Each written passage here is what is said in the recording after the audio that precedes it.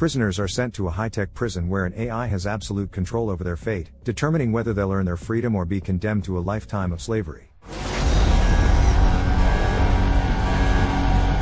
A man stands in a bar, staring at the photographs hanging on the wall. Suddenly, two men appear behind him and press their guns against his back. A moment later, they pull the trigger. When he regains consciousness, he finds himself in a strange cell, windowless, doorless, with one wall made up of glowing panels. Before he can take in his surroundings, a voice interrupts him. He turns around to see a surveillance camera descending from the ceiling. The device introduces itself as Howard. Howard explains that its job is to monitor and assist the prisoner, but it knows nothing beyond that. The man, now realizing he has been arrested, demands to know what he's being accused of. Howard, however, has no access to that information. It repeats that its sole purpose is to maintain the prisoner's well-being and offers him a selection of food and drinks. The man refuses. Howard then suggests some exercise, and when the prisoner agrees, a treadmill emerges from the wall. Frustrated, the man asks how long he'll be kept here. The voice responds that he will remain in the cell until his case is processed, though it has no idea how long that will take. The man demands to speak with a human operator, but Howard informs him that it is a fully autonomous system. No one is in charge. As the frustration builds, the prisoner tries different ways to get answers, but Howard remains unhelpful.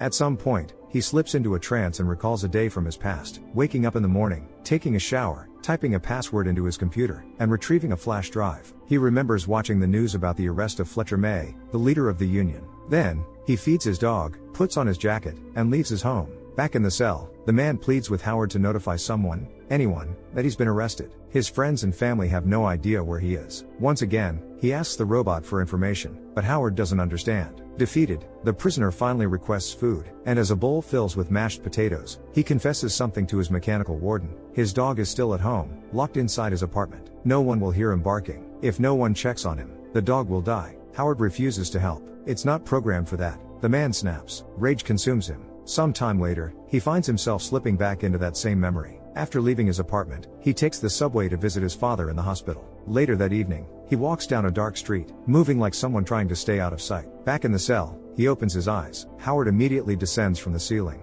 The man is parched and asks for plain water. The robot complies, filling a glass. As he reaches for it, he notices a puddle on the floor and asks what happened. Frank explains that he wasn't given a bucket for the night. Howard responds that in the future, he should request such necessities. His cell is equipped with a bathroom. As soon as it says this, a door appears in the wall. Frank steps inside and finds a toilet, but the moment he enters, the door slams shut behind him. A noise comes from the main chamber. When Howard finally lets him back out, the puddle is gone. Someone, or something, cleaned it up. The memory pulls him in again. From the dark street, Frank steps into a bustling cafe. He talks with the barista and orders a coffee. Back in the cell, he tries the prison food. It's disgusting. Howard offers to adjust the flavor, but Frank doesn't see the point. He starts testing the robot with different phrases, pushing its limits, but ultimately accepts that he's speaking to a machine. Desperation takes hold. He pounds on the walls, screaming to be let out. The cycle continues. Rage, hopelessness, another trance. In his frustration, he lashes out at Howard, demanding it stop talking to him altogether. It's useless anyway. It hasn't answered a single question. Eventually, Frank slumps into a chair, deciding to at least learn more about the machine. Howard explains what kind of hardware it's made of. Sarcastically, Frank expresses his delight that such expensive technology is being used to serve him food. He shares his thoughts with the robot, how not everything should be automated, how some things shouldn't be left to machines. And then, the memory returns. At the cafe, the barista tries to guess his name. After making his drink, she asks if he likes the photographs he's been staring at. She took them herself but never managed to turn her photography into a career. Then, she reaches for his hand and, at last, guesses his name correctly. Frank is stunned. He glances down at her name tag, Gabby. As he turns back to the photographs, realization strikes. Behind him, two men have appeared and any second now, they're going to pull the trigger. In his cell, Frank gets out of bed, carefully approaches the opposite wall, and stares at the glowing cells. He begins to realize that this is some kind of device controlling his memories from the day he was arrested. He's back in the cafe, talking to Gabby. He praises her photos and is completely confused by what's happening. She takes his hand again and guesses his name. In fear, he yanks his wrist from her grasp and asks her to stop, but two armed guards appear behind him once again. Back in his cell, catching his breath, he reflects aloud that he's seeing memories from the same day over and over again. He asks Howard what the glowing thing on the wall is, but Howard doesn't know and guesses it's just ventilation. Resigned to the bland food, Frank decides to eat. Howard asks him why they haven't given him any additional information. Frank suggests that maybe the person who created him is afraid the robot could be hacked. He asks if Howard has worked with any other prisoners, to which Howard replies that Frank is his first assignment. After a moment of thought, Frank suggests that might not be true. Howard's memory could be wiped and reset, which is why he doesn't remember any previous prisoners. That means Howard himself is a prisoner of the people too. Then the computer recalls one of their previous conversations and asks what Frank meant when he said not everything can be computerized. At first, Frank refuses to talk about it, but eventually, he opens up about his father. His father died from heart disease. When he fell ill, doctors placed him in a machine that kept him alive for 4 years. He lived 4 years longer than he was supposed to. Frank doesn't consider it a gift of fate. His father had accepted death and was ready to go, but the machine took that right from him. He received a life that couldn't even be called living. Everyone around him celebrated, but no one ever thought about what was really happening. His father had been a very strong man, and Frank had never seen him broken, but the illness changed everything. Frank is convinced that the alliance between humans and machines doesn't bode well. After listening to him, the robot concludes that it's all very interesting and that it truly wants to help. While they were talking, the robot found a mistake and discovered that Frank had been brought here under protocol KBN6. This means he was sent back to where he came from, but that's impossible. There's an option to submit a repair request to contact a coordinator, but that request will be rejected if nothing's broken. Over time, Frank prepares to destroy Howard. At the last moment, the robot stops him and warns him of a problem. Since Howard knows what Frank is about to do, he's forced to activate the security system. However, he can't explain what it does. Frank then suggests coming up with another plan and asks for a coffee in the meantime. While waiting for the computer to get distracted, Frank lands a powerful blow on the robot. Immediately after, the security systems kick in, gas starts filling the room from the walls, and Frank collapses unconscious. At that moment, he sees images of himself lying on a table, his head in a vice, as someone injects him with a substance. Frank wakes up again in the cafe, where Gabby greets him and offers him coffee. She once again tries to guess his name, but Frank doesn't react to her. He wants to understand what's happening and why he's here again. After a moment of thinking, he realizes he didn't pay for the coffee, which is why those two men haven't come for him yet. He tries to explain what's happening to Gabby, but she doesn't understand and asks him to help clean up the cafe. Suddenly, Frank has an idea. He finds a scanner and asks Gabby to make him another coffee. This way, he can check what data the scanner picks up. She nervously agrees and rings up the drink. Looking at the data, Frank sees that it now contains information about another person. Just then, two men shoot him in the back. When he snaps out of the trance, he tells Howard that he's been locked up by mistake. The scanner confused him for someone else. The robot doesn't believe it. There's no way a mistake like that could have happened. Frank recalls that there was a system glitch that night, which probably led to this outcome. The robot suggests that Frank might have just wanted to believe that, creating the fantasy in his mind. But Frank disagrees. He can't change his subconscious, and this memory is from there. He asks Howard not to try contacting the operators anymore. Instead, they'll try to figure out whose ID number it was. However, Frank can't remember all the digits and falls back into the trance. The day begins again. He wakes up, showers, watches the news, pours water for the dog, and then drives to see his father. Afterward, he heads to the bar, but along the way, he notices a strange glow, followed by an explosion and a cloud of fire. Returning to the cell, he finds that all the systems are down and emergency lights are on.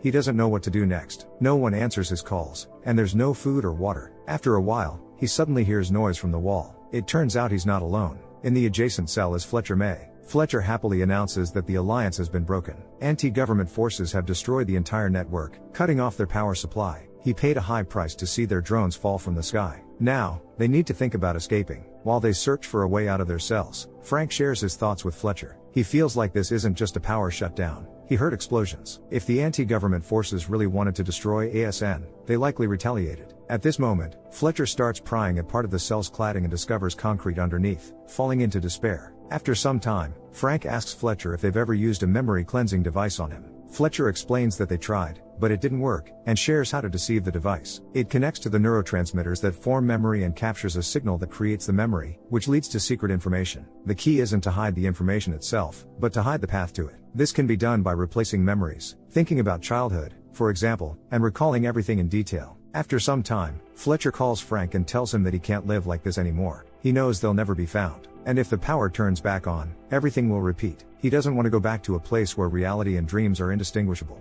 With those words, he ends his life. The man tries to stop his friend, but it's too late. Suddenly, an alarm goes off, and gas starts pouring from the walls. When Frank opens his eyes, he sees that the power is back on. Remembering Fletcher, he runs to the grate where they had been communicating and calls out for him, but hears only silence in response. Then, Howard suddenly comes to life. After talking to him, Frank realizes that the robot has rebooted and doesn't remember anything. In despair, he sits down in a chair and falls into a trance. He finds himself back at the bar. Behind the counter is Gabby, offering him coffee, but he declines. He just wants to sit there and be left alone. The girl calls him by name and tells him he can stay as long as he wants. Frank is surprised. This time, she didn't guess his name but just said it right away. Gabby responds that they already know each other, so there's no need for her to guess. He starts arguing, saying they're familiar from his past dreams, but she won't remember that. Their conversation is interrupted by a customer, a guy who asks for another cup of coffee. At that moment, Frank notices a scanner and hides behind the counter. He doesn't want to be scanned again or shot at once more. The girl is puzzled by his actions and tries to understand what's going on.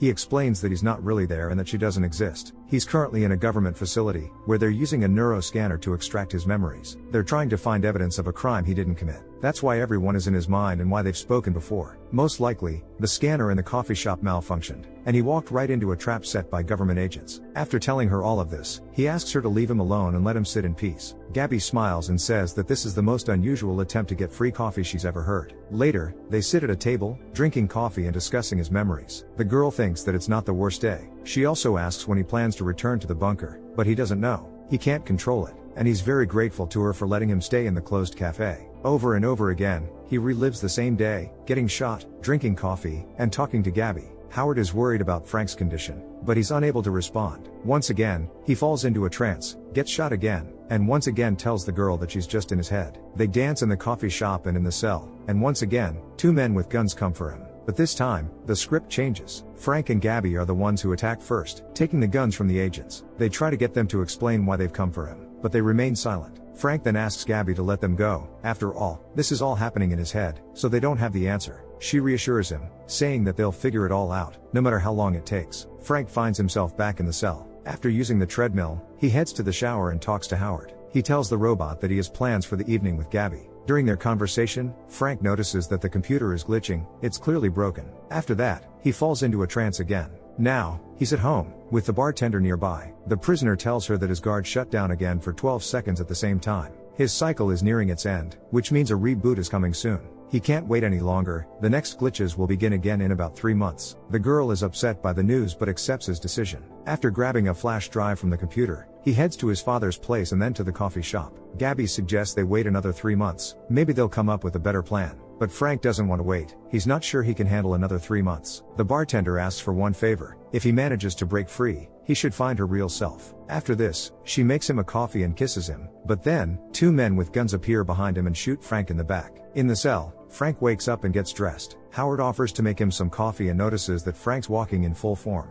It seems like the cell is cold, and Frank can raise the temperature. But he declines and asks for coffee with cream. A minute later, Frank realizes that the robot is glitching, meaning it's time to act. Grabbing a pillowcase, he puts it over Howard's head and waits for the security systems to activate. Once the robot powers back on, it calls for help, and another robot enters the cell. Frank attacks it and slips out of the cell. Navigating through the corridors, he doesn't encounter anyone and successfully climbs out through a hatch to the surface. After looking around, he realizes he's in the middle of a desert. In the distance, a wind farm appears, and he decides to head toward it. However, when he arrives, he finds no one there. Continuing his journey, he reaches a road and finds a gas station. As he enters the store, he immediately searches for water and drinks it greedily. Turning around, he notices photos from a cafe on the wall. He's stunned and can't believe his eyes. Frank suddenly finds himself back in his cell. In desperation and horror, he sits in the chair. He's reliving the same day again.